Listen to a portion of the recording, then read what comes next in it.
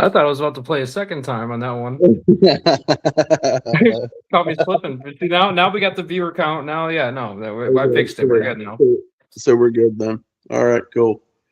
Fuck I'm yeah, not welcome gonna to the lie, drunk dude. Like, hole. I could listen to that intro riff that Pat made a second time. That's just like, god damn. I don't know. Dude, he made that for me. Like, he made that for me easily. Fuck, easily more than like 6, 7 years ago, dude. No shit. I I had asked him. I was like, no "Well, idea. I needed the music for because I had wanted to do this originally, like on my own, like years ago, and I wanted like a theme music, and the tone that I wanted was like 80s cop movie. You know what I mean? 80s cop movie. That 80s cop movie drive-in music, like where when it's like scene to scene, and they're like you got the street lights going overhead, and they're trying to figure it out. They're looking all mean and shit. Like, you know what I mean? Yeah, yeah, Like yeah. 2/3 through the movie, things aren't adding up right, and Right. Yeah, yeah. No, okay. yeah. I'd say he came damn near close to fucking hitting the nail on the head with that one. Oh yeah. He Yeah, doesn't like it as much as I fucking do, but no, dude. To me, he perfect. yeah, yeah, yeah. Pat, whenever you go to watch this, never change that. That needs to be immortalized as our theme fucking song, right? Even if it's not the opening, it's still gonna be the end credits. It's staying. Yeah, yeah. It's sticking around. It's sticking around. Like the Fuck yeah. what is that? NCIS, that slap bass, right? Yeah. Down, right? Yeah. So maybe we'll get to the point where everybody recognizes that fucking digi delay, that sweet ass fucking riff. Dude, it's such a sick riff, and like I feel bad when we end the show, and then like we're doing the end credits, and then like immediately Pat will hit like end the second time, and it's like people only got to listen to like 5 seconds of it. I agree. We need to talk to Pat. Pat, you're Yeah, listening. Pat. Yeah, We Pat. enjoy your work, and we want people to enjoy it. Yeah. You're starving the people from your work, Pat. Yeah, you're starving people from the end credit music, Pat. Damn it, Pat. The end credit music. Fucking Pat. He's gonna watch this tomorrow and be like, "Fuck you guys." Oh, that would be great. Yeah, yeah, he's gonna press the hell out of us. I can't even like blame him either. Like, I would harass you more than I harass him, but like honestly, it's just that crispness of, yeah, Pat. The Yeah, crispness, you can say his fucking name. That's what does it for me. yeah, yeah, yeah. And I'm pretty sure whenever we spell it out the way we fucking do, like the connotation of the sarcasm and condescension is so freaking crisp and yeah, yeah. But Pat comes across way more than yeah, Mike. Yeah, Yeah, Mike. yeah, Yeah, Mike. Mike. It's Yeah, almost Mike. When you say you like that, it's almost dismissive. With Pat, it's direct. Yeah, Pat, yeah. you fuck. Right. It's direct. You start with a hard consonant and you end with a hard consonant, right? Yeah, With Mike, you start with a soft one and then you end with a hard one. Like with Sly, it's two soft consonants, man, and we can't. I you think that's can't why harass me. we're murdering your ass, man. It's I'm unharassable. unabashed, unabrased. Yes, I think at work they would agree with that. I was talking about it in the group chat the other day. Fucking one of the describing factors towards me has been abrasive, which, yeah, that's accurate. That's pretty fucking accurate. Yeah. But Well, I the can't help that. thing is like people who aren't used to other people who are just like blunt. Like if you can sum something up with let's say the 3 bullet points or 5 syllables, right? By today's standards, it's like, oh my God, did I do something to piss him off? Is he mad at me? We're like, no, we all have shit to do and we're on the fucking clock. Get back to work. I gave you your fucking answer. I'm sorry it didn't come with a candy M&M shell. You fuck. So Well, my issue too is like I write the way that I talk, and that can get lost in emails and text messages very quickly, which is why, like, I mean, you'll notice I overuse LOL and LMAO all the fucking time, because if I don't, I'm an asshole. yeah, I mean, it gives context, right? And Yeah. that's the thing that gets lost the most via text is context of what you're saying. So much to the point where like the the younger generations, the two younger generations, like if they text you something and you just reply with a thumbs up, like that's condescending to them. But on our end, we're just acknowledging and we're letting you know that we acknowledge. But it's a thumbs up as if we were there face to face going, okay. Whatever. I don't Yeah. know, Mike. I'm kind of sick of your microaggressions. No, I don't have microaggressions. I have macroaggressions. Yeah, it's I'm feeling microaggressed every time you like my message instead of saying okay. Yeah, yeah. You know, it's yeah. Do you want to do this? Like, fuck no. Okay, that's a macroaggression. Yes, I cussed, but I didn't cuss you. But I cussed for the scenario because I would rather headbutt a nail gun until I went to sleep than rather do the thing that you suggested. So I just simply said, fuck no.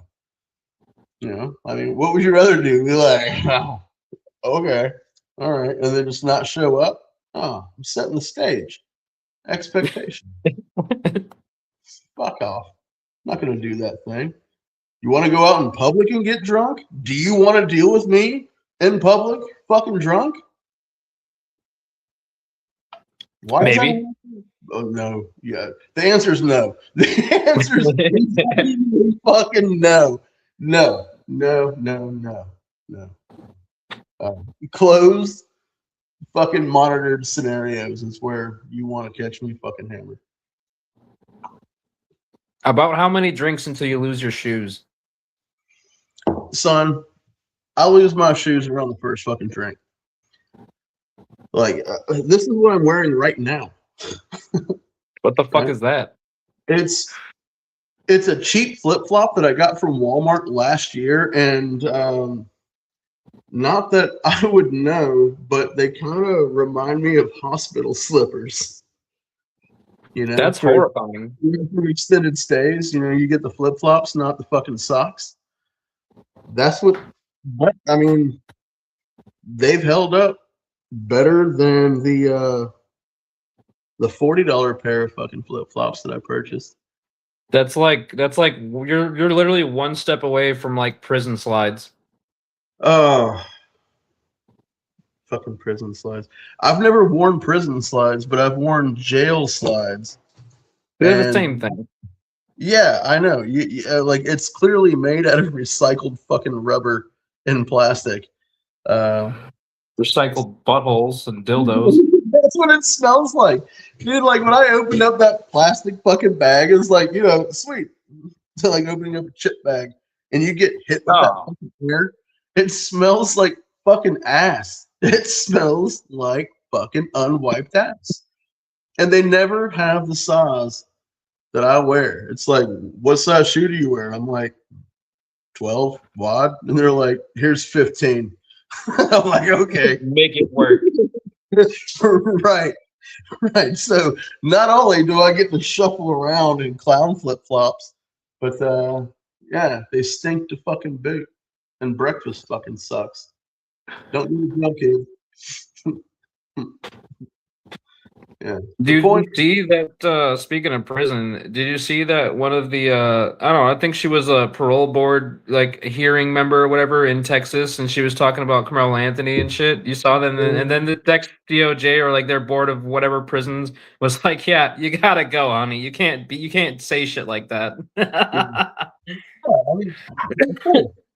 Yeah, I mean, I saw Soup Chef. It's called the DrunkkHole. Yep. Oh, is Soup Chef here? It's Soup Chef, yeah. Okay, I can't see comments. I'm on this as a guest on my phone because my laptop got hacked by the IDF and they decided to fuck with my webcam. I don't know. I don't know. It's like every time we and Derek were talking about this. Every time he gets on our show or I go on to his show, fucking, we end up with technical difficulties because I can almost guarantee between me and him, the IDF absolutely knows who we are. Yeah, yeah. Look who we're most critical as. It's like commenting about COVID during, the summer of love. So Yeah, it's pretty funny. I don't yeah, know. You know what I think is really funny too is how the White House all of a sudden is taking this fucking. They're taking this, and I don't know how fucking genuine it is, but it's like they're using Israel as the scapegoat. I don't think it's genuine. I think they see that the public has swayed their opinion and we won't be swayed to see it any other way than for what it is, that Israel's the enemy in most cases here. Um I'm just curious about the timing.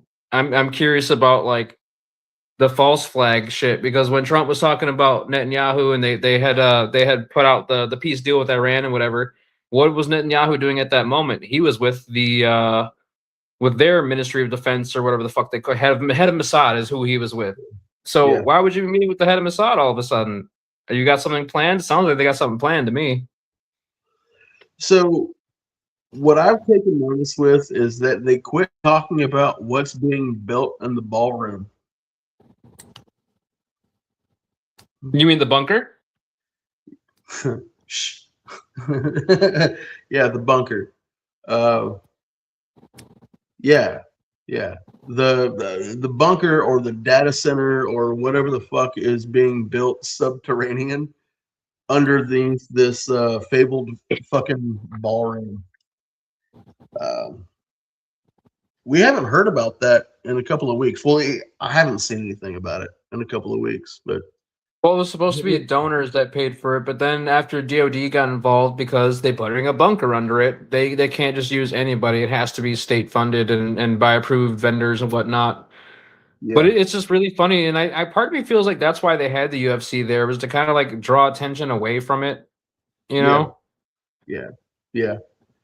But I, honestly, the optics though, if let's say for argument's sake here, the optics alone of them, let's say these wannabe terrorist idiots, let's say their plan worked. Let's say for those who don't know, what they were planning on doing was they were going to set up drone strikes outside of the arena and outside of the place.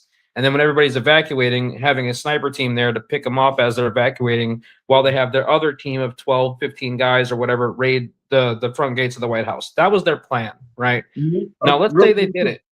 do Go you ahead. want to know why I know that plan was thought up by a fucking hillbilly? Why? Because you set somebody's fucking house on fire and you have a rifle pointed at every door and window. Yeah, that's like the most basic thing. You flush them out. Yeah. That's classic. Flush them out, and while they're panicking and coming out, just blah blah blah blah blah. And you look at the people Right. who were like supposedly behind this. Of course, they were from all across the fucking nation, and all they had to do was get a hold of one person's fucking phone. And they had access to all the shit. The Well, the guy entire. gave them up. He gave up his people. Yeah, he sure fucking did. The goddamn piece of shit and coward. Uh, but all the same, I think everything that's been going on right now, sans that, right, has been a distraction for like the data center problem that we have going on right now. We have the whole construction on the White House lawn, the ballroom. I don't know. There's so many pieces moving right now. I can't help but to think, like, what are you trying to not have me fucking look at? There's something Well, afoot. everything.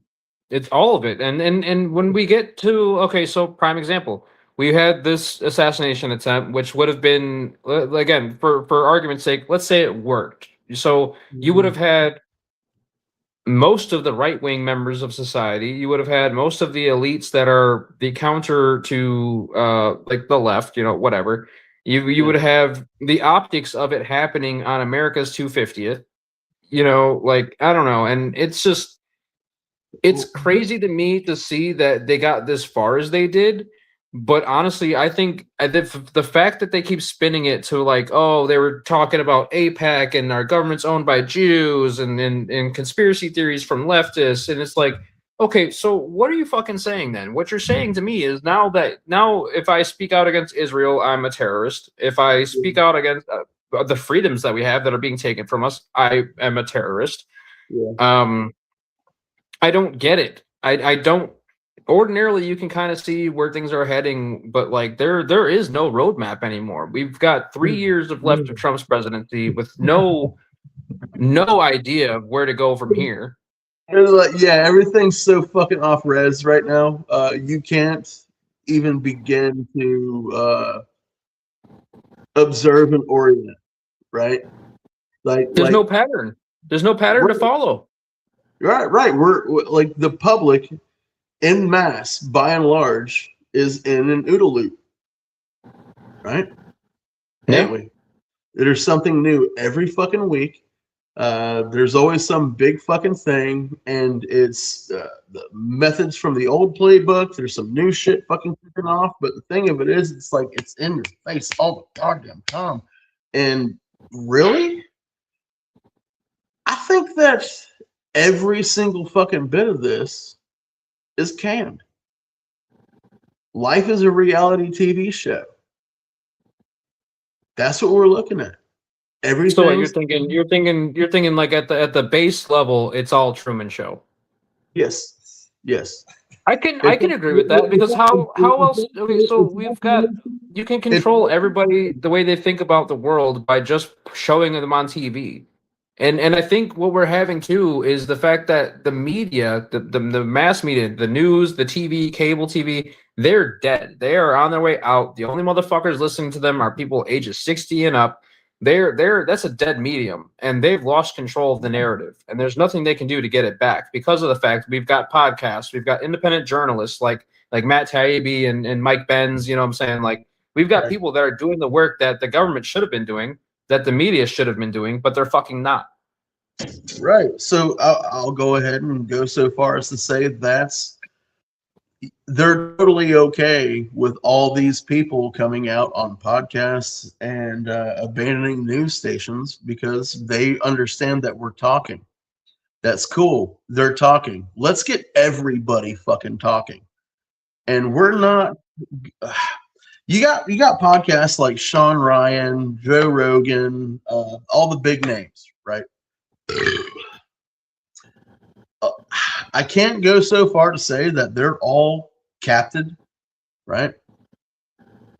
I can't prove that they are, but it's not justifiable. No, it's totally justifiable to speculate that they are, right? Because this is the new mainstream. This forum of talking to people is the new. There's quite a few times where like Rogan will say some shit, or he'll like not know something that he definitely should fucking know, or like he'll misrepresent a fact about, like, particularly the aliens thing. That's what bothers the fuck out of me, and that's what tells me he knows something. Because how are you going to sit there and say and keep saying it that, oh, I fluctuate, I go back and forth on the alien thing. Sometimes I think it's true. Somebody will say something like that, I think it's bullshit. No. There's if you're able to fluctuate back and forth on the alien thing, then either A, you're fucking retarded, or B, you know something and you can't tell anybody. Because he's even said, he's like, yeah, I would, if anybody offered to me, I would definitely take it and stay secret. He's like, just so I can fucking know for my own sanity. Who wouldn't take that deal? I would take that fucking deal. I gotta sign an NDA, but I get to see the fucking aliens. Bet, say less. You know what I mean? That was probably a public letter of intent, like, under the fucking table. Like, that's what I think. I want to be part of the fucking crew. Let me know. I want in. Whatever it fucking takes. I want to fucking know. And no, I don't think he would do anything nefarious. I just think he's the kind of asshole that would be like, "Oh, I saw the fucking aliens." You know what I mean? Yeah. But the thing of it is he wouldn't brag about it. No. Like he won't. It's like it's for his own personal fucking edification. Yep, right? And he wouldn't say shit. And he wouldn't say shit, not even to his own kids. And I wouldn't be the least bit fucking surprised that all these people that are doing the thing right now end up coming out with, canned deathbed confessions about shit that was going on today because Well, they it's get so people. it's It's the same thing they're about us. everywhere. What the fuck They're do we everywhere. It's know shit about the specific details of the JFK assassination when we already fucking know? What's the difference? It's like, like you have a friend who's gay, and everybody in your circle of friends knows that this motherfucker's gay, and all of a sudden he's like, hey guys, I got something to say. I like cock. We're like, yeah, well, no shit. Like, we wasn't knew that the that. Stranger Things finale? Wasn't that what 5 seasons of Stranger Things led up to? Oh, God, fucking damn it. So I never watched that season simply I because never watched any of it. I watched like I one read episode and got bored. places. I was like, you know what? This is thanks. Thanks for infiltrating my goddamn entertainment, escapism, and franchises, you pieces of fucking shit. It's Netflix. It reminds me of everybody knows about that fucking rant from that movie from the 70s called The Network, where the dude's like, just leave me alone in my living room with my TV and my toaster and please just leave me the fuck alone. But they won't do that.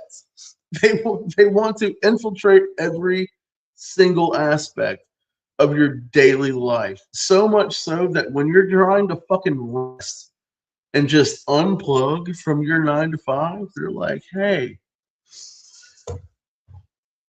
dudes can get pregnant now. God damn it. And it's okay. Tell your kids. Matter of fact, we encourage that. It's lovely when the kids do that. Fucking A. It's Yep. really funny because like we were at the town fair a couple towns over earlier this evening, and it's an upper nicer town, pretty like the median income it's like $250,000, you know what I'm saying, like it's a nice fucking area, and we're walking around, you see people, whatever the fuck, and I kept noticing why, if they're trying to be women so hard, do they wear the stuff like like that pastel color, like that blue and pink shit, like the trans flag colors? Why do you have your whole wardrobe like that? Like, if you're trying to be a woman, be a fucking woman, bro. Like, unless you're looking for the attention of being trans, like, which obviously I can tell you are because you're wearing the fucking colors, your Adam's apple show, and you're got 5 o'clock shadow, whatever. But like, it was just funny to me because I had this moment where, like, honestly, I don't give a shit. Do you, whatever you want to do, be happy and behind closed doors. I don't give a fuck what you want to suck dick, suck dick. I don't care. But I think it's just funny to me because it's like it's the peacocking level, and that's what was kind of irritating. Because it's like, okay, you want to be individual, okay, sure. You want to be special, sure, whatever. This is America, we have that right, whatever. But like, I don't know. It's the duality of it. Why does it have to be in everybody's fucking face all the time? Right? That's the thing with literally everything. From like, take Westboro Baptist for example, right? And I know that's the far decrepit fucking end of how the religious community would act. And from what I understand about Westboro Baptist, they're just a bunch of people out there trying to incite so people would strike them and then they can sue them for fucking money. So sounds an awful lot like fucking Scientology to me. Just same shape, different fucking colors. But when you have so many people just trying to do the peacocking thing that you're talking about, you remove the most basic aspect that makes our society fucking awesome, which is the right to privacy. Right? Yeah. Okay, you're publicly accepted. That's awesome.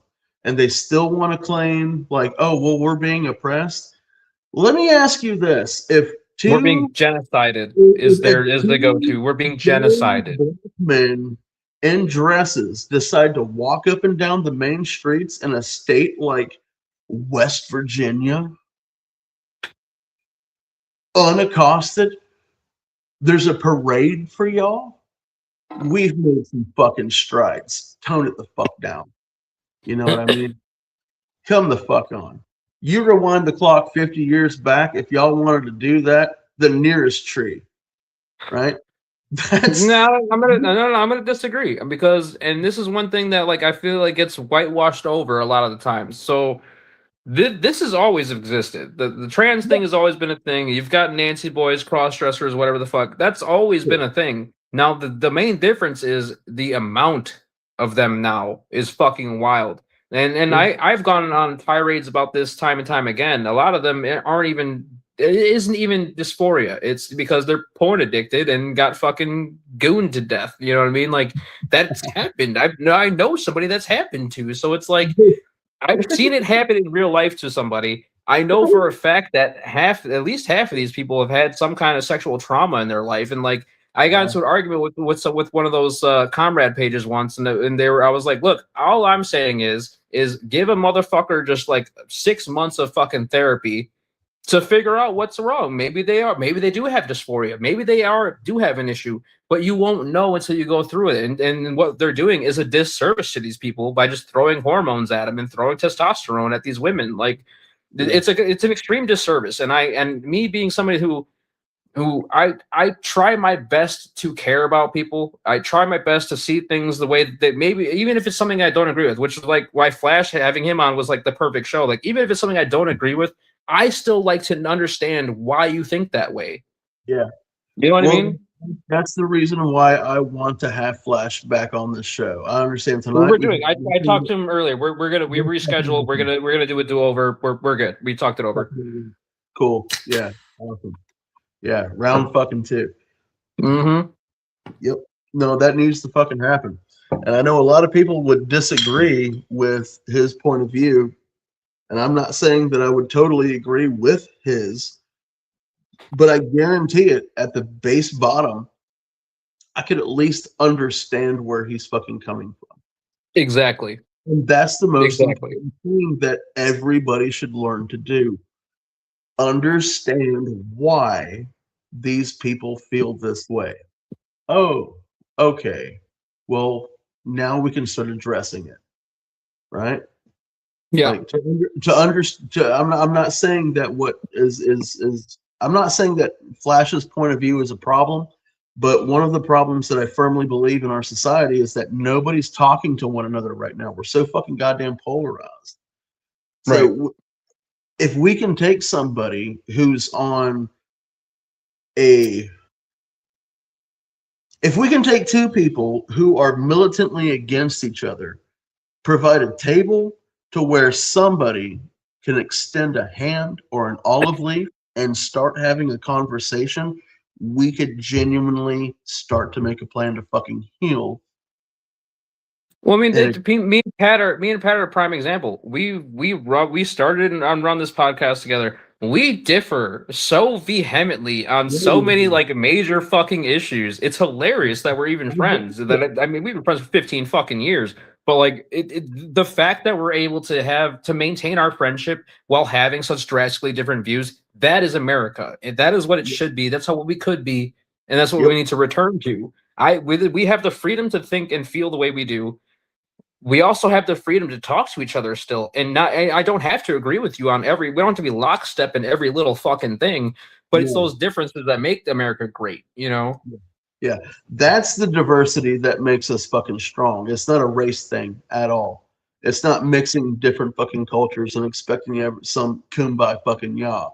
Because like if somebody's a zealot for their fucking culture, well, the thing that they're going to want to do the most is make sure that their immediate environment reflects their beliefs and ideals. We can't have that.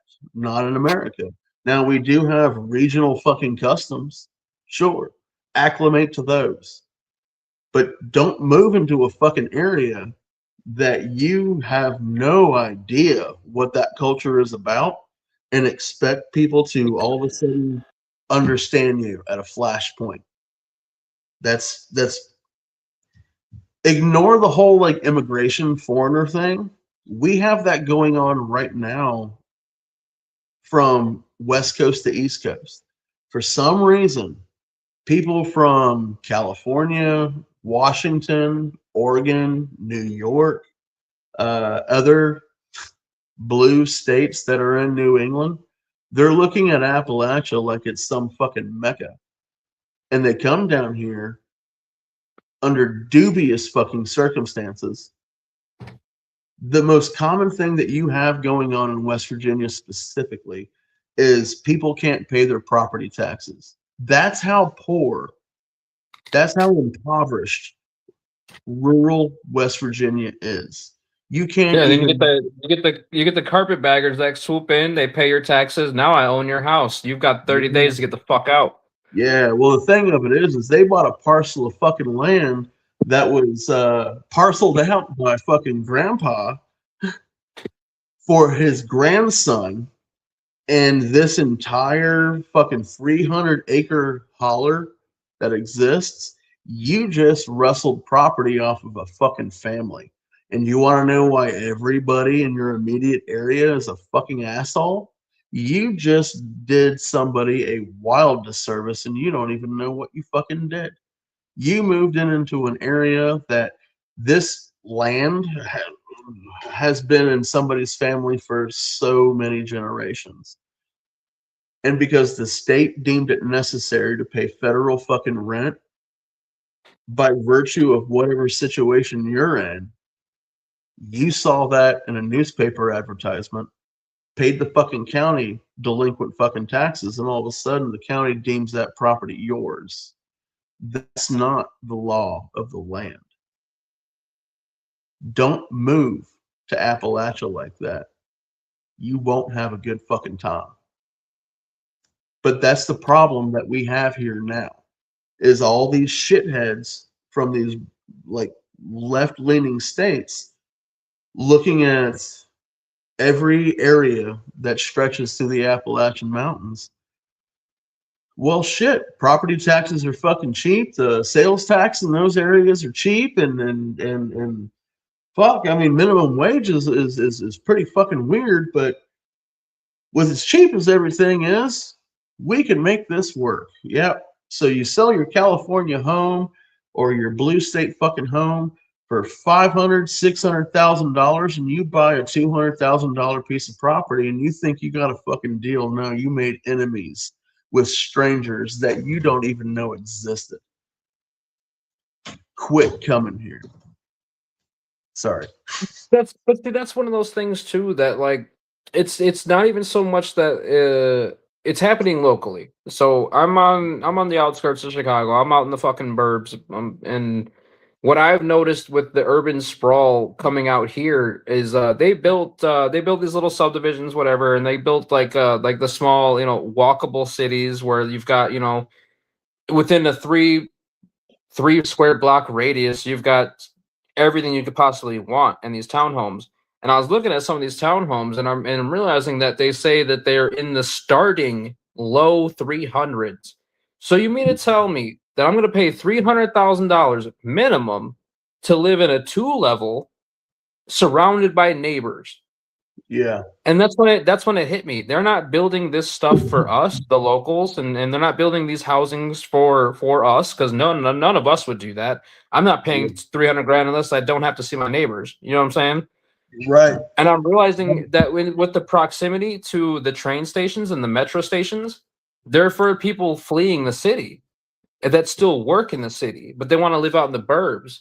And you've got these small micro bursts of civilization that are popping up all over the place out here. There's a section over in a town called Volo, and anybody watching, look this up. It's Volo, Illinois. It's by Route 12 and Route 120. That whole section used to be forest and cornfields less than 5 years ago. But if you look at it now, you've got Woodman's, you've got big box stores. In the parking lots of these big box stores, they put strip malls inside these parking lots. So now you've got entire civilization worth of shit to go with these subdivisions that they put up 3 years ago. Yep.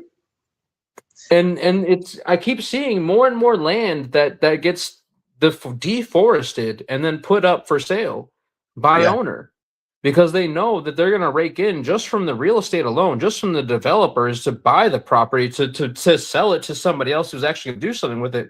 You're sitting on fucking hundreds of thousands, if not millions of dollars worth of viable property. Yeah. That's how they look at it, though. They paved paradise to put up a parking lot. It's insane. And Yeah. honestly, and I've It's said it before that I think we need like a second manifest destiny, like a second push west. You know what I'm saying? If you can conquer the land, it's yours type shit. Whew, this day and age. I get a lot of heat for that. I do get a lot of heat for that. But yeah, I'm with you, but dude, I don't think you really understand the smoke that comes with that scenario. This ain't like Tom Cruise movie where you ride out on a horse and fucking throw the stake. No, we have thermal and night vision now, and shit that can touch you from a fucking half mile off. Like, I'm not talking about private property. I'm talking like the shit in like the middle of the country that nobody's fucking in. You know what I'm saying? We've got like 6 states in the middle of the country that got nobody fucking in them. Yeah, I want to be in one of those states. That's where I want to die. Actually, like in a Montana fucking winter, I want to freeze to death as an old man in a simple. No, in Montana, no. Like I want 6 foot of fucking snow, and I might survive that fucking winter. My grandkids might well, the phone lines are restored. I'm going to give them a call. Right, be like, oh, Grandpa's frozen. I lived off of spaghetti and bone broth. Are you coming to visit? Like, fuck no, dude. Like, yeah, no, that's where I want to go. Like that, like simple. I want nature to fucking take me, and may animals eat my fucking bones. That's what's up. Yeah, I'm with you. I'm with you up to like the animals. I'm kind of I think I'm a little bit more like I want to be intact, but like if like I saw this thing where they could take your ashes and they send them on like one of the space missions, like they're like putting up a satellite or whatever, and then while it's putting up the satellite, it just like ejects your fucking ashes into space. And then you spend all eternity just floating through space. That's what I want. Like you romanticize this, but let's be real. Like your ashes, like you don't have ashes. Like you're like when you come home in a plastic bag, you're chunky. All right? I know. I've seen them. I know. Right. Okay. Cool. So like, second, it's just your carbon in the vacuum of fucking space. But my carbon could land on another world and become a carbon-based, the part of the carbon for a carbon-based life elsewhere. You would have to inoculate your fucking your bone shards, your tiny little bone shards, with bacteria. Encapsulate them in something that would resemble how the water bear survives in the vacuum of fucking. All right. So I actually thought about this. So what I'll do is I'm gonna nut in a test tube. I'm gonna line that test tube in lead. All right. I'm gonna line that lead with my ashes, and then send it into fucking space. Lead wouldn't react very well with your. Okay, all right. So you're talking about using your sperm in lead. Come on, man. It's lead. It's not. No. The test tube with my jizz in it would be coated in lead to keep it from radiation. Yeah. Okay. All right. Well, man, that is one fucked up, overcomplicated. Welcome to the DrunkkHole. Panspermia is what I'm talking about. That's panspermia. It's bispermia. It's bispermia with too many steps, man. It's 2 steps. I nut in the thing and I put it in the space. How fucking hard is that? Oh my fucking god, dude! I don't think you understand how sperm works. It doesn't work that way. It doesn't work that way. You would you nut into a bucket and you wrap that bucket in lead and it crashes somewhere. Your sperm still needs to fertilize a fucking egg. Semantics. We'll get to it when we get to it. It's not semantics. That's fucking straight up science, man. Not only that, it's gonna be dehydrated when it gets there. So I'll put in a couple moisture packs with it. It's fine. think what you would need to do. So I like how you're taking it seriously though. I like how you're trying to make it work. Yeah, well, okay. So I'm looking at CRISPR, right? I'm looking at CRISPR. So before you go and pansperm some other fucking like distant cosmic body, you need to have something established to get there. And I really think this is where CRISPR is going to come into play. You mix the DNA of a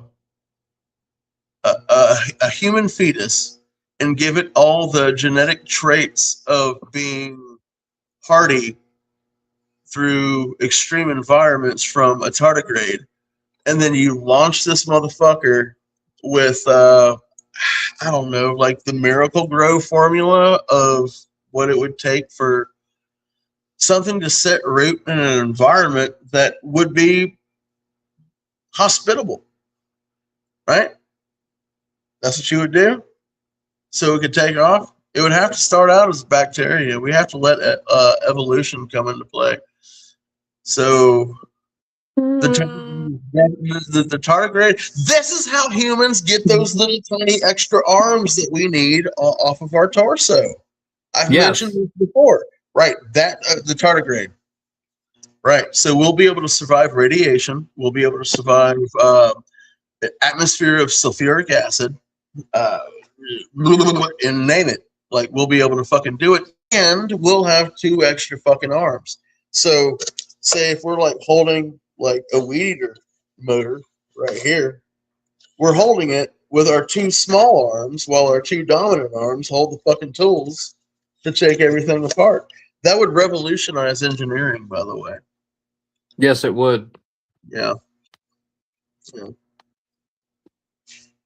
Again, welcome to the DrunkkHole. Yeah, Ernest T. Rather, he said check my messages, so I just checked him. He sent me the fucking thing I was talking about, a link to it where I can send my ashes into space.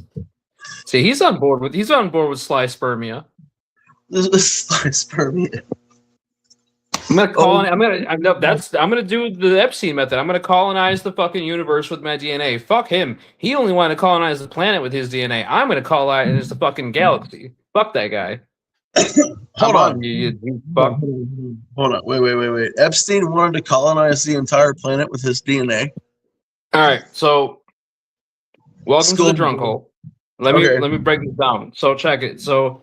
Yeah. He was working with a lot of virologists, and he was working with Bill Gates as well. And basically, what he had wanted was his genetic signature to be the next step in human evolution, right? So what they ended up doing, well, what they ended up fucking doing was, the COVID vaccine that everybody got. Yeah. Yeah, you know whose DNA that it was based on? Shut the fuck up. I shit you not. I shit you not. No, get the fuck out of here. Mm-hmm. It was based on his genetic code. Yep. And that was his. It was the way they worked the mRNA vaccine. They used basically Epstein's DNA to work with it and genetically modify the vaccine. Why would they? It makes me question the means to the fucking end. Now, so you also have to realize that not only was this a human puppy mill operation, for lack of a better term, a human. No, it's. I don't really have word for it because it's such a multifaceted operation. Like you had the genetic things that he was working on. You have trying to create the perfect human or whatever. The fact that they were for the ones that they were done working with when they had the genetic stuff from them, whatever it was they needed. Obviously, they had to do something with them. So some of them got disposed of. Others went into the human trafficking rings. But like, I don't know. What's really baffling to me is the fact that, and it's really telling, the Zorro Ranch in New Mexico. because some of the girls, that's what they were talking about. The girls that were on the island or whatever were either cast away that didn't have anything to do with the Zorro Ranch, or the ones that got pregnant ended up going to Zorro. And Zorro Ranch was where they did a lot of the genetic stuff, and that's where they were working with a lot of the scientists and the virologists was at Zorro Ranch. And some of the girls in their journals talked about that that their fear was that if they, for whatever reason, couldn't get pregnant or couldn't, operate in the way that they're supposed to, that they would get sent to the ranch. And one of the girls talks about the two of her friends that went and never came back. And it was funny because after that trove of documents came out, it was when the New Mexico government started signing subpoenas to go look for bodies near the ranch. So real quick, what you said just implies that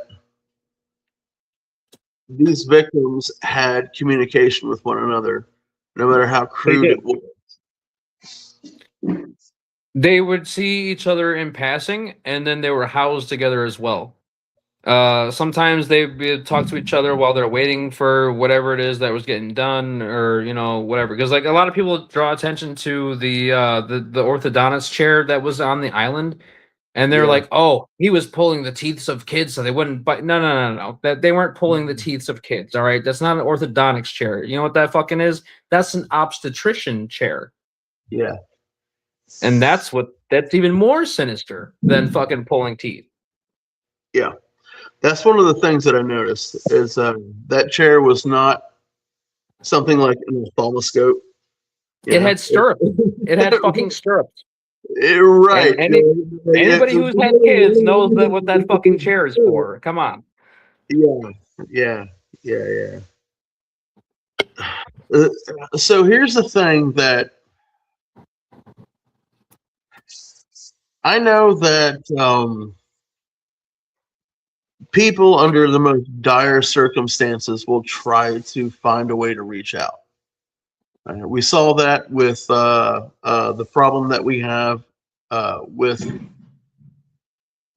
which this is the stem root of the race debate in the United States, but with slavery in the southern states. When they did the Underground Railroad, they had to come up with very clever ways to communicate with one another. And some of them are so clandestine and low budget, it just has to go under the radar of anything high budget. And I'll circle back to that later. But they still had a way to communicate. Right? I want to know why this entity that operates these atrocities allowed such communication to take place with the technology that we have today to block shit the fuck out. So that's kind of the thing that was pointed out by somebody that was on Tucker Carlson recently, but he said the same thing. He's like, you've got the normal people like us, we talk about OPSEC, we use Signal, stuff like that, whatever. But then you've got these guys, they're literally talking about murdering and eating children through Gmail. Gmail. And that some people see it as arrogant, some people see it as ignorant. I personally see it as a level of, well, I'm just so fucking good, it doesn't matter who sees this because I'm going to get away with it anyway. That's what untouchable carelessness looks like. Right? Yeah, that's absolutely. That's professional fucking error on their part, and it is arrogance. But the same thing, they're still getting away with it. They got away with it, but here's the thing. In reading the documents, there's in one of the first troves that they put out, there's they made it really difficult to find because it's in the FBI files, but it's not an FBI case. It's an FBI link to DOJ. You got to do a little digging. But when you get to the paperwork for when JP Morgan was being sued by the federal government over it, and you go through why they state their case about why JP Morgan should be guilty and how JP Morgan is complicit in these crimes, whatever. He was pulling out over $180,000 a month in cash And when you listen to what these girls' testimonies talk about, he was paying them only, $100, $200 to $300 at a time, and he was getting these massages 4, 5, 10 times a day, all day fucking long on the days he wasn't working or whatever. So you and I both know if I take $5,000 out in cash, the bank has to report that. Yeah. People kept reporting it. Bank employees kept saying, "Hey, this is an issue. Hey, this is an issue. Hey, this is an issue." And when it would go to the higher ups, they would just sweep it under the rug. Because at that point in time, the CIA, the financial CIA sector that was responsible for their pans, was also something that Epstein worked at. He worked at that firm that is directly the CIA's bank. So when he started working with JP Morgan was also the bank that was working with the cartels. They're the ones that are funneling all of the money, all of the hard hard assets like cash, but the deeper assets was all ran by JP Morgan. And when you start to realize that all the criminals, all the criminal elite groups, and all these fucking politician groups, whatever, they all need the same thing. They all need bankers, and they all use JP Morgan until Epstein. And when 2007, when that whole thing broke out, that's when the federal government went after JP Morgan. Nobody got arrested. Nobody saw charges. But the whistleblowers had to sign NDAs. All the bank employees that were like, "Yeah, this is sketchy. This is sketchy." Everybody that flagged Epstein's account got removed to other accounts until they got to somebody that just didn't give a shit or was too ignorant or played ball. And you can't move that amount of physical cash without there being an illicit purpose. Yeah. Like I can't go to my bank right now. Say if I were to have it, if I had, $25,000 in that bank account and I wanted to withdraw $10,000 cash, no, that's not going to happen. No, you have to tell them why you need it. They ask for a reason why you want the cash, and that's fucked up. I don't need a reason. I want my money. Fuck you. Fucking money. That's right. It's mine. I want the physical form of my money.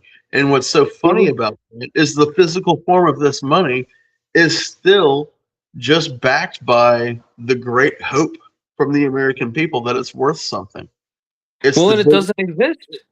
So there was a rapper that went and he wanted to clear out his account, and it was something like $200,000. It wasn't much, right?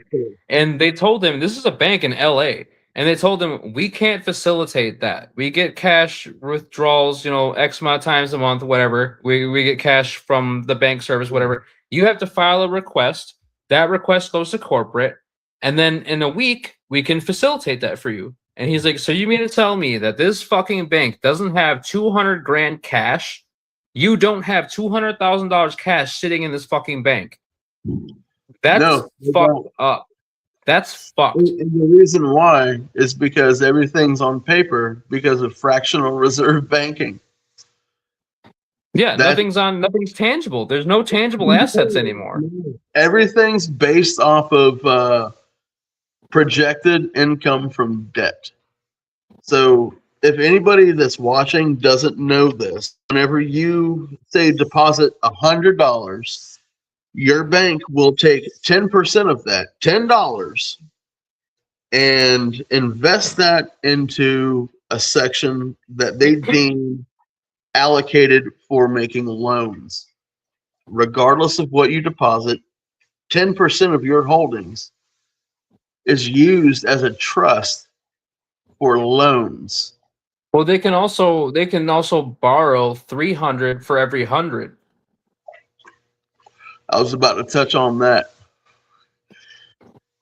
And if you have your 401k at a bank, that 401k, like at this point, anybody who has worked anywhere with a 401k and has really looked into it, your 401k is just money that you and the company has invested into the stock market, right? So say that you have $100,000 in your 401k. You've worked at this place for so many years. They matched you dollar for dollar. That dollar for dollar is being played in the fucking market. Now, the only thing that do you want me to use a real world example? Because I'm currently doing that with my 401k. Please go on. Okay. So with mine, I got into the system when they were still offering a pension and a 401k. So I have both, right? Now Vanguard manages our company's 401ks. So Yeah. over the last year, they were starting to give us options on whether we wanted our account to grow faster or stay the same. I picked grow faster. So what I did was I gave them permission to use my 401k account to play the stock market, right? So when I did that, they give you three options. They whether stay safe, moderate, or balls to the wall. I picked balls to the wall because they're not gonna fail. You know what I mean? It's Vanguard. They're not gonna fucking fail. Okay. So in about maybe 3 or 4 months ago, I took out 10 grand from my 401k, finance a bunch of shit, take care of stuff, whatever. And I let them go balls to the wall. That was when they offered me to do whatever with my 401k. In the last 3 months, they've made that back. They've made back double what I took, and it's fucking insane, right? Awesome. No, the only reason I'm confident in it, and the reason why I don't give a shit what they do with my retirement money, is we already bailed them out once, and if they fail, we'll bail them out again. They're not gonna let the banks fail. They're not gonna let Vanguard fail because who operates the government's pensions? Fucking Vanguard. So are they gonna let their own pensions fall into nothingness? No, they're not. And that was the other reason why I told my coworker too. I was like, yo, just let them go balls to the wall, dude. They've already gave me 20 grand in fucking 4 months. That's unheard of. Yeah, but you can't touch that 20 grand though. I can because it's a 401k through Vanguard. You can do what I did was during COVID, I did this first. You can do a loan to yourself where you're paying yourself out of your paycheck every week to pay the loan back, and then all the interest you're just paying to yourself. It's not getting paid to the bank, right? After you pay that back, you can take it out a year later. You can take out another one. They also do withdrawals through your 401k, and I've done that a few times too. But it counts as taxable income for one. And for two, it'll put you in the next tax bracket. So It's not advisable to do that. It's always advisable to do a loan versus a withdrawal.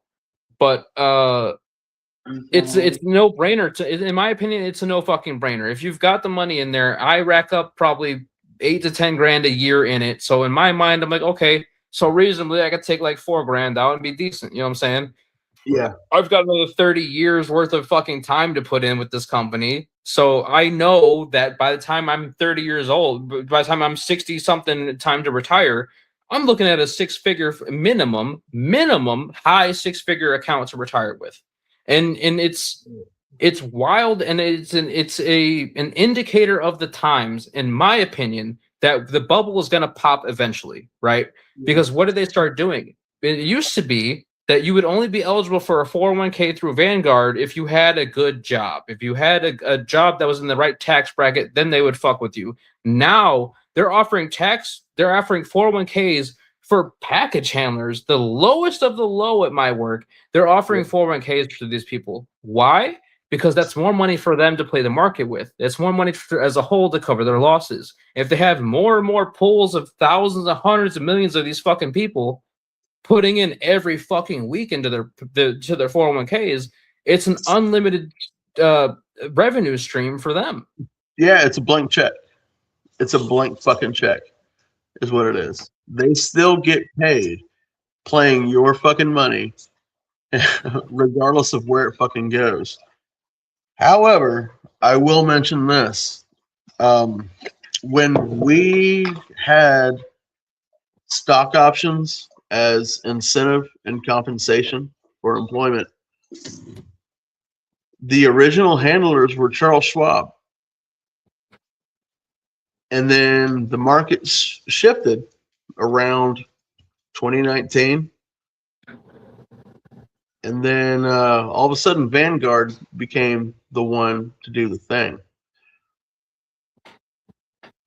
I suspect that when the market does implode on itself, Vanguard is going to start selling off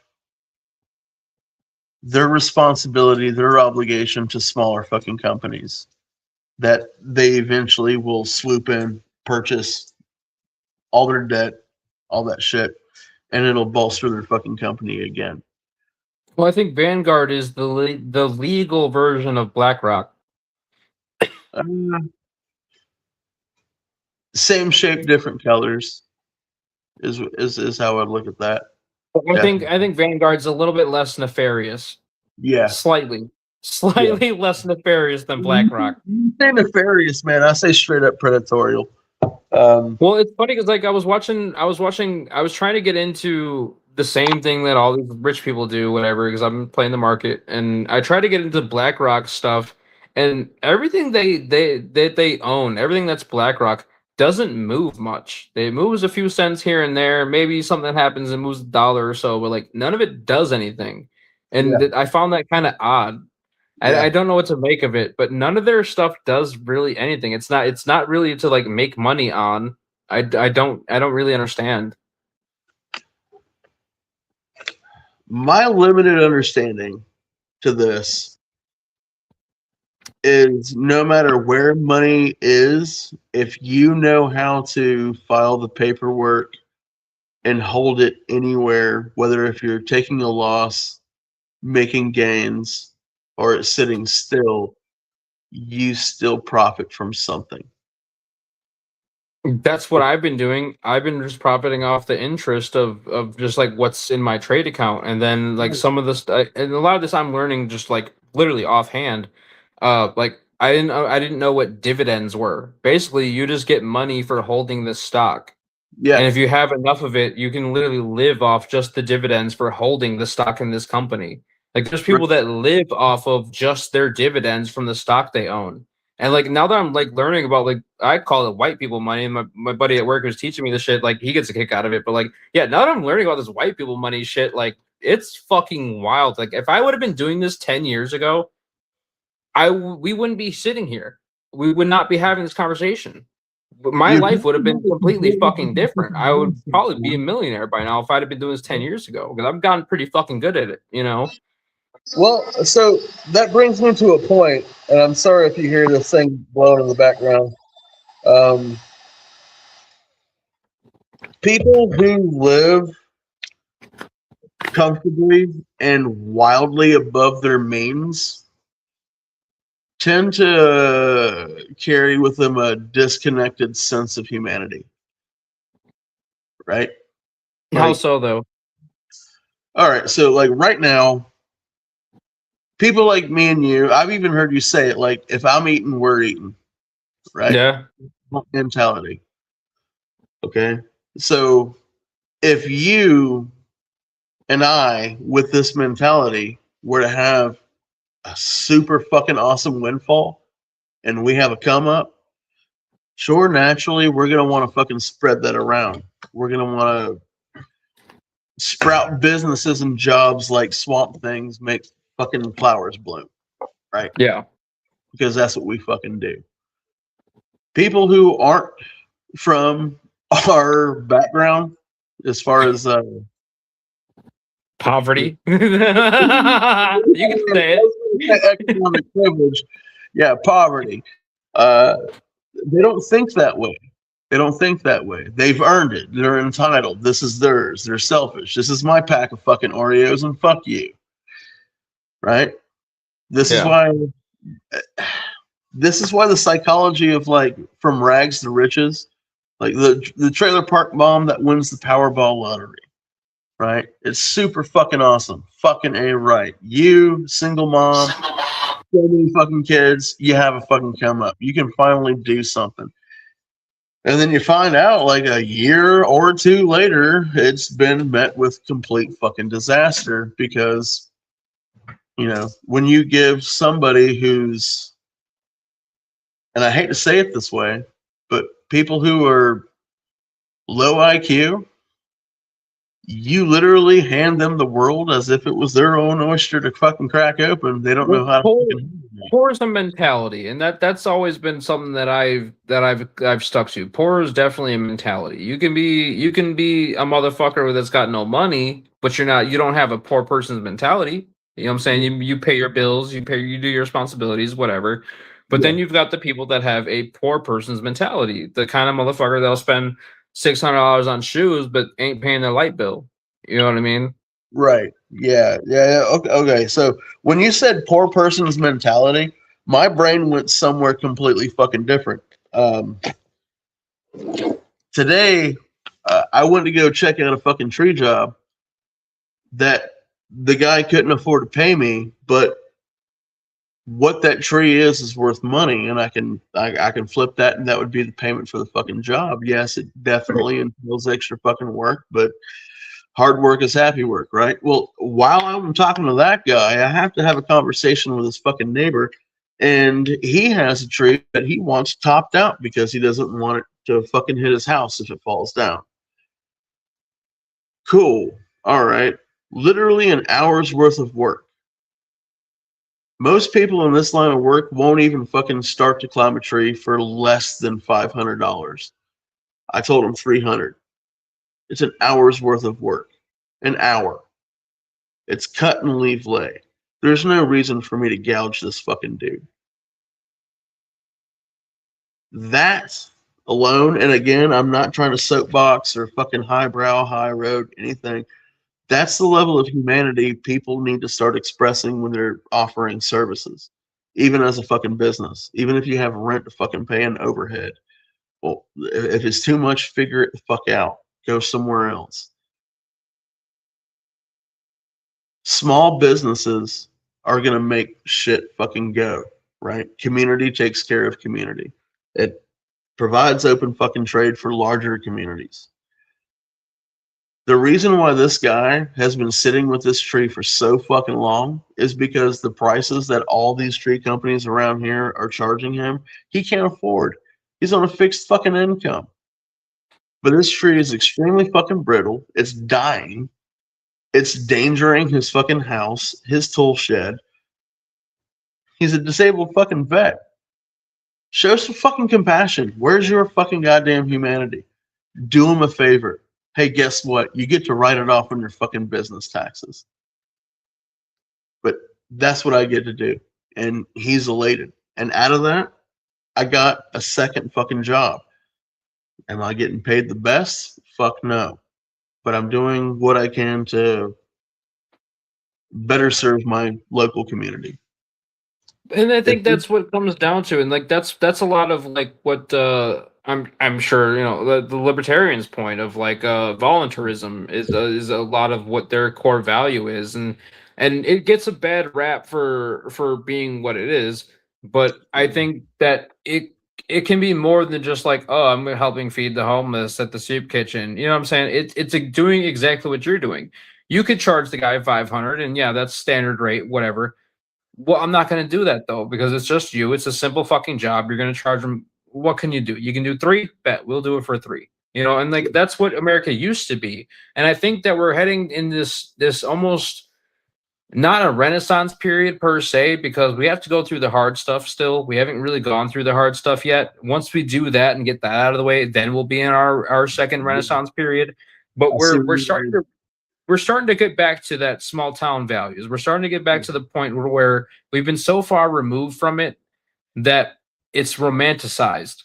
And the mainstream American culture right now with shows like Yellowstone and 1894 and like all this like ranch and homestead and bullshit that's getting people into it, like it's that natural need for Americans to be American. That's what we're all about. We used to be a good country. We used to be the perfect country, but that's been gone by the wayside for some time.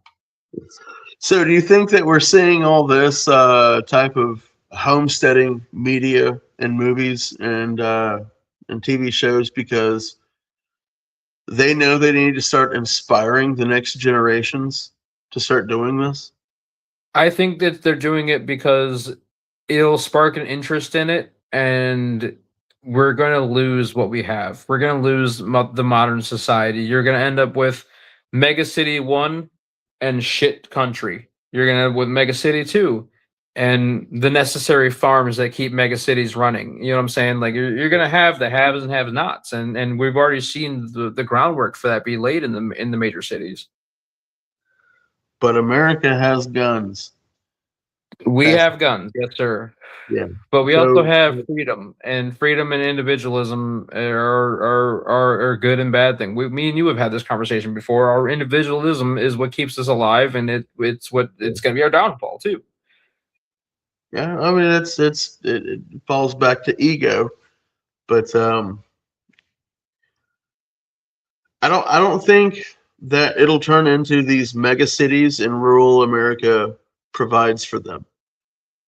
That's not how that works.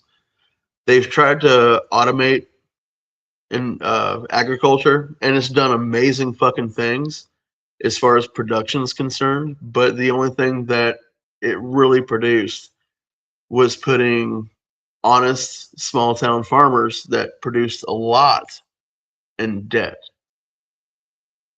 like crippling fucking debt.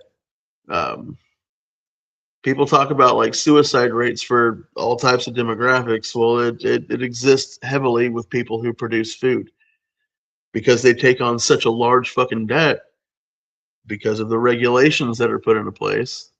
But you shouldn't be worried about though, because Bill Gates keeps buying up all the beef farms. We're fine. Bill Gates has it covered. Don't worry about that, Mike. You're a Debbie Downer. Don't worry about it. Bill Gates has us covered. We are fine. Debbie fucking Downer. You know what's so fucking funny about being that kind of Debbie Downer? My closest neighbors, which is the only thing that I could have ever complained about, were cows, black Angus cows. I haven't seen those cows for 7 months. Why? Your guess is as good as mine. Where are the cows, Mike? Well, the cattle market right now is pretty high and volatile. People who produce a herd, say 50 tall, and produce their own through breeding, can't pay the money to keep up with it. And this is like 50 fucking head, right? When you go out towards places like Nebraska, and if anybody knows what's going on in Nebraska right now, well, there's a lot of cattle country that's been burnt to a fucking crisp from wildfires. Now we have the screwworm coming up from South America into Texas, infecting cattle. So the beef industry is wildly under attack right now. They've created a seller's market with the demand being overpriced and short stocked, so to speak. I will not eat the bugs. I was just about to say you will eat the bugs. I will not eat the bugs, Mike. Fuck you. So that's another fucking thing that I'd like to get into is like say you go into like this Snowpiercer type of thing where we're all eating like gelatin protein. No. You know, in Snowpiercer, originally it was people. Well, yeah, Soylent Green. Right. So anyway, if you sustain on insects, specifically with an exoskeleton, that exoskeleton has proteins that wildly inflame the human body all over the place, specifically our filtering organs and our brain. So that's why they were all retarded. Right. So, like, we could essentially survive off of a protein. Wait. Let me get this straight. So, surviving on exoskeleton bugs like roaches, yeah, through their protein increases inflammation, right? What I think is weird about that is just how much protein powder motherfuckers have been going through the last few years. And you know what most of those protein powders are is just mashed up roaches. It's not roaches, it's waxworms. Waxworms, whatever the fuck it is. It was some kind of bug. Well, yeah, it's a larva of a bug. It's the same like yeah, it's super duper gross, man. That's fucking horrifying. If you own any kind of a reptile that needs to eat bugs, waxworms is a thing that you give them as a treat. because they're calorie dense. They have a lot of protein, and eating too many of them will make your reptile sick and have autoimmune deficiencies. And anybody who's ever tried to raise a reptile in a goddamn tank, I good had a God. snake. I had a ball python once. Well, that's the easy fucking route. You know what his name was? Um, Mesosophiles. Brock Sampson. He was a monster. So I lived in a house. This is early on in my adventures in parenthood, but it was a dilapidated house. It came on a 3/4 acre spot of land, and it was right by the river. So there were rodents, but this is the only place we could afford. The solution to getting rid of the rodents was to catch black snakes and set them loose in the fucking house. It's not horrible. It's not a bad solution. I would do that. It fucking works. I won the war with a pellet rifle and 3 black snakes that were probably about I don't know, maybe about that wide, 4 foot long. It worked. So with ball pythons, apparently I didn't know this going into it. Apparently I was married at the time, right? So she wanted a snake, and that's what we ended up getting. We got him when he was like less than a foot long, and the guy said that if we feed him an increasing mass of food, he'll get bigger. So I was like, bet, say less. So he didn't like the frozen mice, so we ended up just buying real mice and feeding him real mice. I fed him like once a week, and he got big as fuck quick. So by 3 months in, he's 3 feet fucking long, and he's eating straight up gerbils, right? And we had ended up moving out of my grandparents' house, but the night before we moved out, he went missing. Like, he got out of his fucking cage, right? And we couldn't find them, whatever. We had cats and dogs in the house, whatever. We couldn't find him, whatever. So I'm like, all right, well, he's fucking gone. That's it. So like a couple months goes by, and I get a text from my sister, and they're talking about they found the fucking snake, right? So when my sister was in the bathroom taking a shower, I guess it went from my room in the attic, left its cage, went into the vents, hung out in the vents, dormant for a month or so until they got hungry after eating a fucking gerbil, and came out of the vent when she was in the shower. So when she stepped out of the shower, here's this fucking 3 foot, fucking 3.5 foot fucking python sitting there just chilling and shit. Yeah. Like it's like So they called, it's nice dude, and it was, warm. yeah. Moist in here.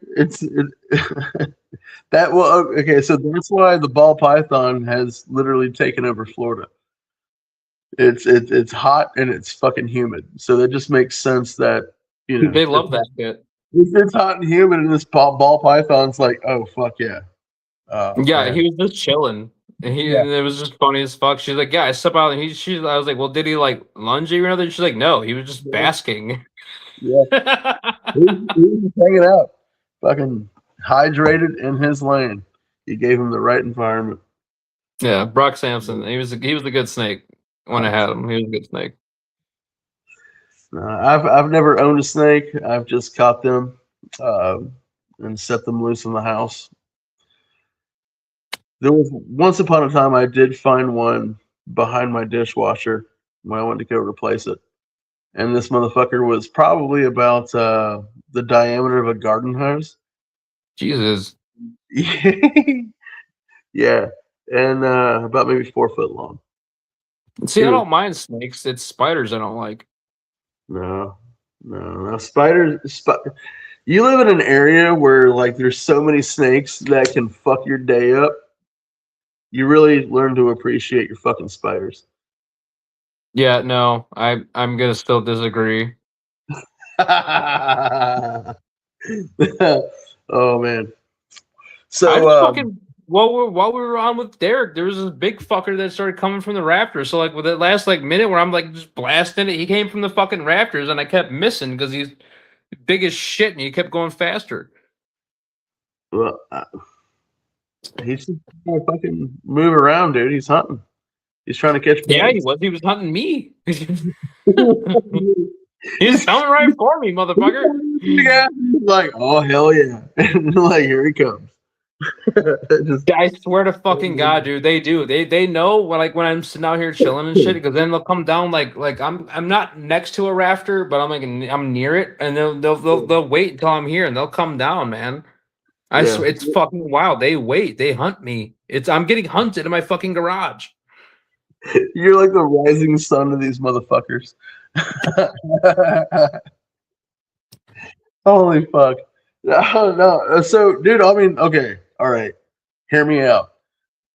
Do you have a vacuum? I bet you have a vacuum cleaner, right? Yeah. Okay. Your vacuum cleaner has a hose attachment? No. Well, for step one, I guess. Yeah, see, got you there, motherfucker. Step one, figure that out. All right. Step two, you grab the hose attachment and you go around your garage and you start fucking sucking up every single one of those motherfuckers. So right. what we used to do, we haven't had a roommate in like a year, and what me and him used to do is he would take the spray bottle and the lighter, and we would just torch the webs, and I would watch to see if there's any embers, and that's kind of how we just cleared it. Like what he was there with, like, some fucking propellant and a lighter, and he was there with a squirt bottle. Pretty much, yeah. Basically, wow. Like that's how we did it. So you'll win you'll win the war with a vacuum cleaner, and you won't risk a house fire. It's worth the risk. That's the kind of shit I'm dealing with out here. It's worth the risk. So, all right. So we right now the pest that we have in the shop is and it is my fault. Okay, I had that's 2, 4, 6, 8, 10, 12, 120 pounds of deer corn and 80 pounds of deer corn. So I had that in like 40-pound bags sitting in a random corner in this shop. Well, me not doing anything with it invited some uninvited guests.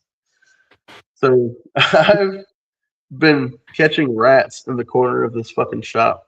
Now it started out like I got the adults. All right, there was 3 of them. The past 2 days, 7 juveniles, like tip to tail, just tiny little fuckers. And half of them look like they're like trying to bench press the bar that snapped them because it caught them in the middle. I'm like, God damn it. So I have my BB gun. I'm like, I'm going to put you out of your misery. I'm just going to fucking pop you. It's been about 6 hours and I haven't heard that trap snap. So I think I'm winning that war. But all I had to do really was to put all this corn somewhere where they couldn't get it. Life's fun. Hey, hold on. Actually, I've been away from the spot. Let's see if we have one. And they're adorable. Mike. Yep. Yeah, pest control. So I don't know how I would turn this around. Just turn the phone around. Okay. All right. Do we have one? No, we don't have one.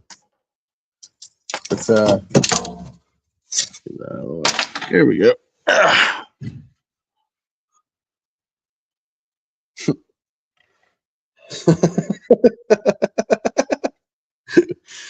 So the reason why this is stained is from pancake syrup and blood.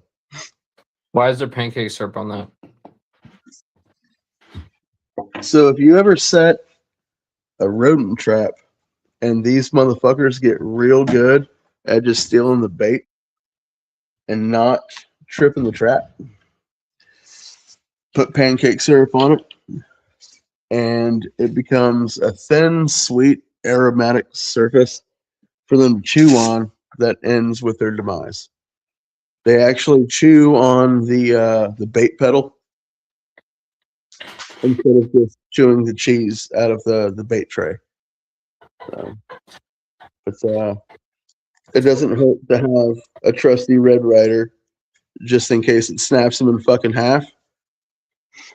And paralyzed from the waist down, is they're trying to fucking bench press the goddamn fucking bar over top of him. You're like, oh fuck, dude, you're so cute, you're adorable. I'm so sorry, Pat. Don't flinch. Yeah, Pat. Yeah, Pat. Yeah, Pat.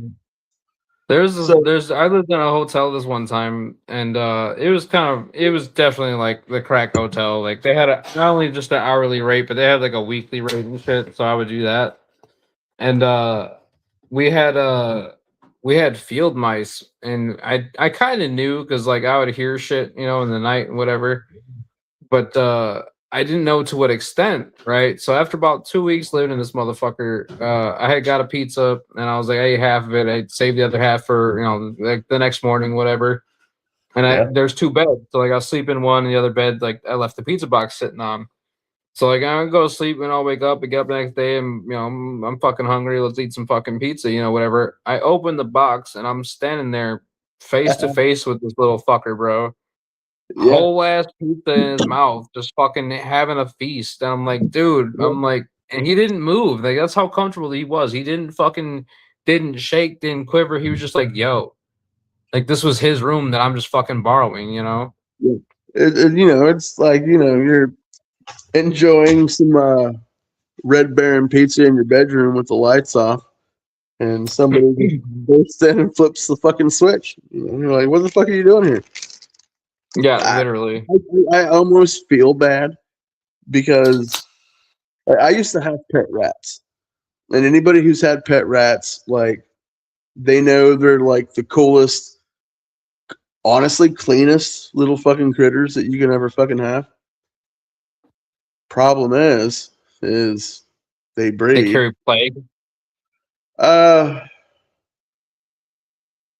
Wild rats, yes. Domestic rats, no, they don't. Right? You would treat them the same way as you do your fucking cat, your dog. You buy things for them, right? Flea medicine, whatever. Even though they live in a terrarium. But we had this one, and this was the year before we had a kid. This motherfucker ended up being like the size of a softball. Like when he sat up to eat like the Lucky Charms that we were feeding him. We could Why are you feeding cereal?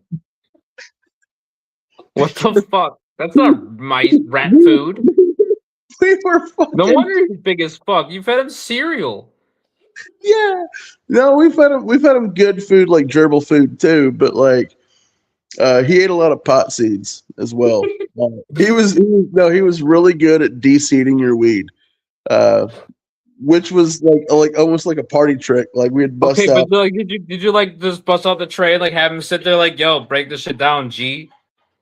No, we would break it down. But back in the day when like you buy a half O, and you gotta like hold the tray at an angle and like shake it with a card so all the seeds fall down.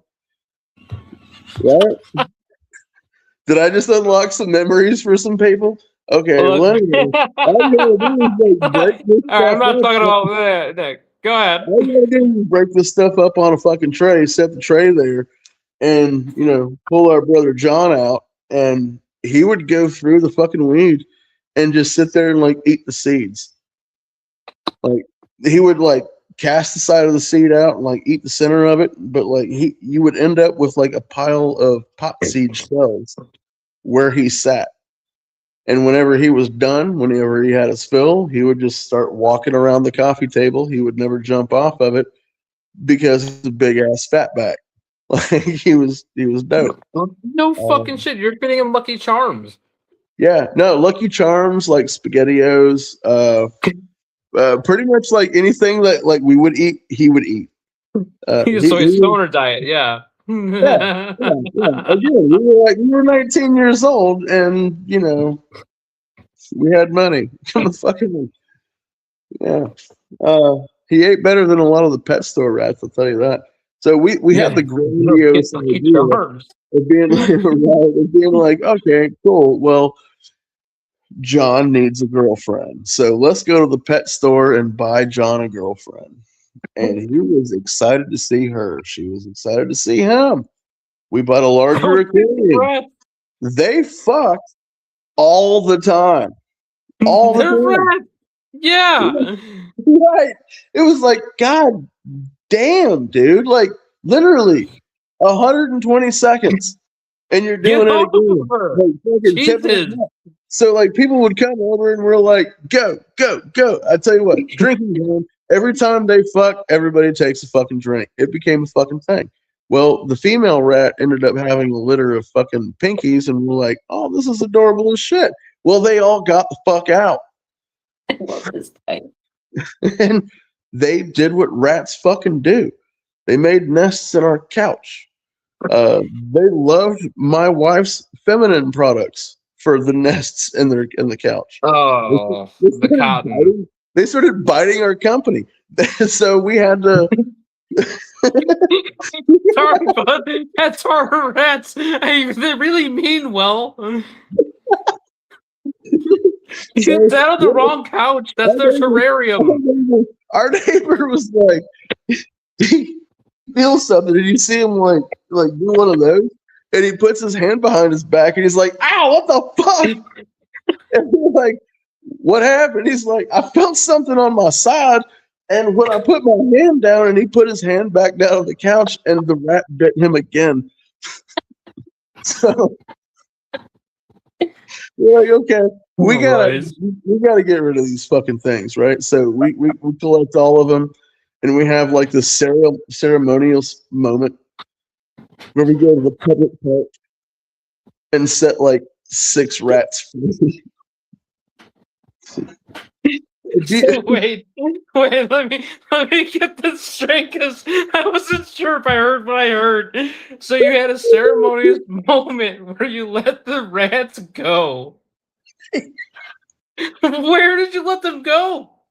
At a public fucking park. Oh my god. Terrorizing the kids. Oh yeah. Well, it was okay, so it was in between like a community like pavilion type setup and the tennis court. Families, not just kids, families. Right. So in my mind, what I like to think is they, jostled out through the fucking grass, found a building to infiltrate, found food, and they did the thing. But really, what I know what happened is all those buildings that they went to probably had bait traps, and yeah, they probably ate some fucking poison, stumbled out, like an owl ate them, and then the owl got fucking poisoned, and then a possum comes along to eat the fucking owl, and the possum gets fucking poisoned from the circle of life. The buzzard eats the possum, and then the buzzard gets poisoned and fucking dies. That's probably what fucking happened. But anyway, pet rats are fucking awesome. I mean, in a roundabout way, I guess so. Don't let them breed. No shit, don't let them breed. They're rats. Yeah, well, again, this is back when I was a less intelligent lad. Good fucking god. Made sense at the time. But anyway, I'm getting some text from the old lady. I think I'm gonna have to bounce. Yeah, let's call it. All right, man. That was the drunk hole. Let's do it. Let's do it again. Later, y'all. Yeah.